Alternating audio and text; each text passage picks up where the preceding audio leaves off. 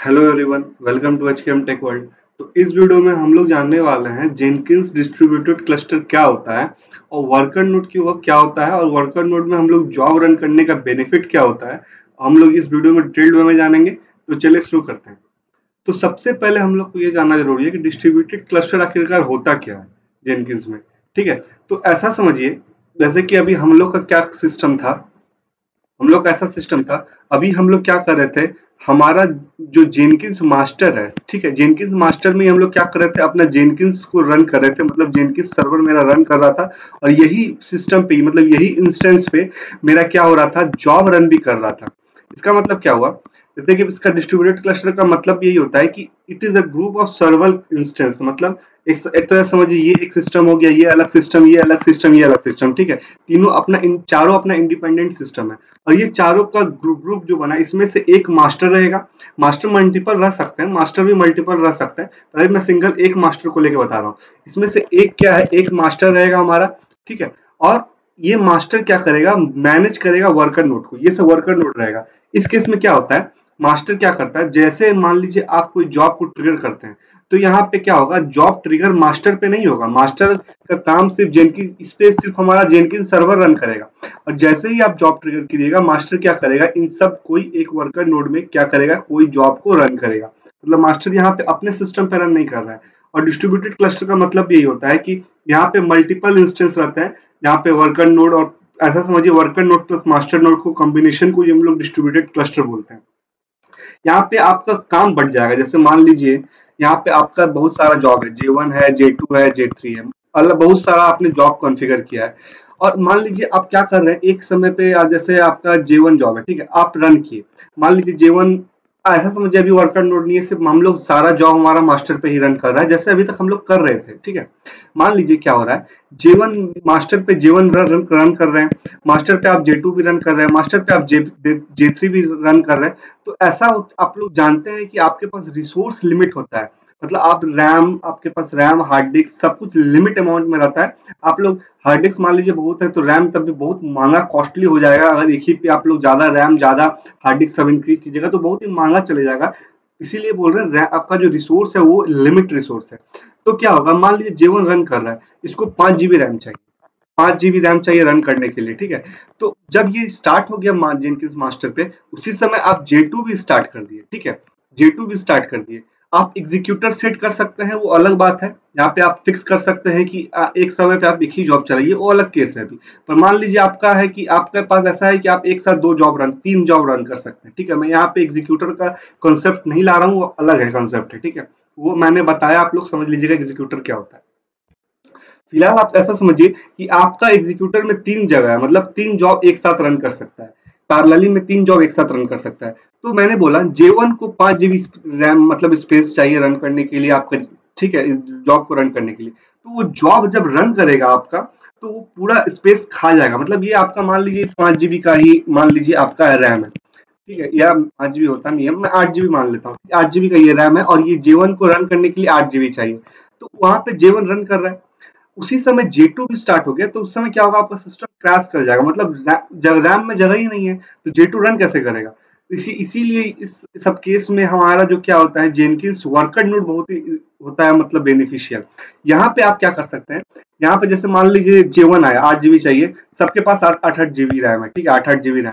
अब इस केस में क्या होगा, J1 आया, J1 ने मास्टर ने क्या किया, इसको इस पे J1 वर्कर नोड पे शेड्यूल कर दिया। जब J2 आया, तो मास्टर को ये टेंशन नहीं है कि आपका 8 GB रैम है, तो आपको कहाँ रन करना है, क्योंकि मास्टर के पास अभी क्लस्टर में टोटल हम ओवरऑल बात करें तो उसके पास 24 GB रैम हो गया, तीनों का रैम मिला के, ठीक है। तो मान लीजिए यहाँ पे J2 रन कर दिया, मास्टर J2 रन कर दिया यहाँ पे, तो J2 यहाँ पे अब मास्टर इसको रन कर देगा इस वर्कर नोड पे, क्योंकि ये खाली बैठा हुआ है तो ये इस पे रन हो गया।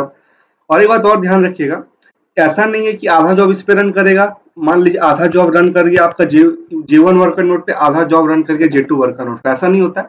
जहां जो सिस्टम पे जो वर्कर नोड पे आपका जॉब स्टार्ट होगा उसी पे पूरा रन करेगा। यहाँ पे आपका क्या होता है, वर्कलोड को मैनेज कर लेता है आपका वर्कर नोड। जितना ज्यादा वर्कर नोड रहेगा उतना ज्यादा आपका वर्कलोड मैनेज होगा। और यहाँ पे मैं एक या दो जॉब रन कर रहा हूँ, इंडस्ट्री में बहुत सारे जॉब एक साथ रन होते हैं, जिनकी हर एक समय से हमेशा जॉब रन होते रहते हैं। तो वहां पे आप एक नोड पे, एक सिस्टम पे, एक सिर्फ मास्टर पे आप रन निर्भर नहीं रह सकते। ऐसा भी हो सकता है कि मान लीजिए आपका कुछ समय के लिए ये J1 worker node shut down हो गया, मतलब कुछ समय के लिए कुछ प्रॉब्लम आ गया, J1 वर्कर नोड बंद हो गया। तो उस केस में क्या करेगा, मास्टर J2 पे शेड्यूल कर देगा जॉब को, उसी तरह J3 पे शेड्यूल कर देगा, जो खाली रहेगा उस पर शेड्यूल करेगा। और ये भी हो सकता है, आप फिक्स भी कर सकते हैं कि मान लीजिए ये J1 मेरा कोई स्पेशल जॉब है, मतलब ये जॉब बहुत इंपॉर्टेंट जॉब है, आप एक इसके लिए अलग वर्कर नोड बना सकते हैं। जैसे कि मान लीजिए ये J3 वर्कर नोड है, तो आप फिक्स कर सकते हैं J1 जब भी रन करेगा इसी वर्कर नोड पे रन करे। ठीक है, आप ये भी फिक्स कर सकते हैं। ये सब मैं बताऊंगा आने वाले वीडियो में, जहाँ पे मैं जैसे कि मैं लिनक्स को वर्कर नोड बनाने सिखाऊंगा, आप लोग को विंडोज को वर्कर नोड बनाने सिखाऊंगा। और मैं एक और वीडियो लाऊंगा, जैसे अभी मैं क्या करूंगा कि अभी जो बताऊंगा, तो ये मेरा स्टैटिक वर्कर नोड है। मतलब क्या है यहाँ पे, ये मैं एक सिस्टम से मान लीजिए ये मेरा रेड हैट है, तो इस पे मेरा अभी क्या होगा, ये वर्कर नोड हमेशा एक्टिव रहेगा, मतलब हमेशा एक्टिव रहेगा। ऐसा काम नहीं होता है जनरली इंडस्ट्री में क्या होता है, जैसे मान लीजिए आपको J1 जॉब रन करना है, तो उस केस में हमेशा डॉकर का यूज होता है, हमारा डॉकर का यूज होता है, डॉकर कंटेनर का यूज होता है। तो उस केस में क्या होता है, जैसे J1 जॉब का रन आप शेड्यूल किए, जेनकिंस क्या करेगा, तुरंत एक नया कंटेनर लॉन्च करेगा, J1 जॉब रन करेगा, उसके बाद वो कंटेनर को डिलीट कर देगा, मतलब रिमूव कर देगा। ऐसे ही काम होता है हमारा इंडस्ट्री में, वहां पे डायनेमिक प्रोविजनिंग होता है, मतलब जब डिमांड आया तब वो सप्लाई करेगा, मतलब जब आप J1 जॉब रन कीजिएगा तब वो इंस्टेंस लॉन्च करेगा। तो वो भी मैं बताऊंगा। अभी फिलहाल मैं यहाँ पे स्टैटिक वर्कर नोड बताऊंगा, जहाँ पे मेरा एक रेड हैट का सिस्टम रहेगा और इस 24 घंटा मतलब चालू रहेगा, ये बंद नहीं रहेगा। पहले ये बताऊंगा, ये आप लोग को समझ में आ जाएगा, तब आपको वो डायनेमिक प्रोविजनिंग भी समझ में आ जाएगा। तो ऐसे ही हम लोग वर्कर नोड पे अपना जॉब को डिस्ट्रीब्यूट करते हैं।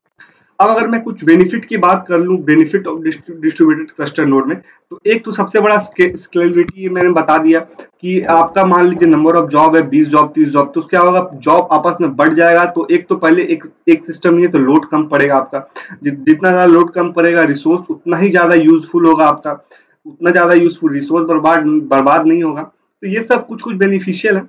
और अगर ये सब कुछ मतलब बेनिफिशियल है वर्कर नोड यूज करने के लिए।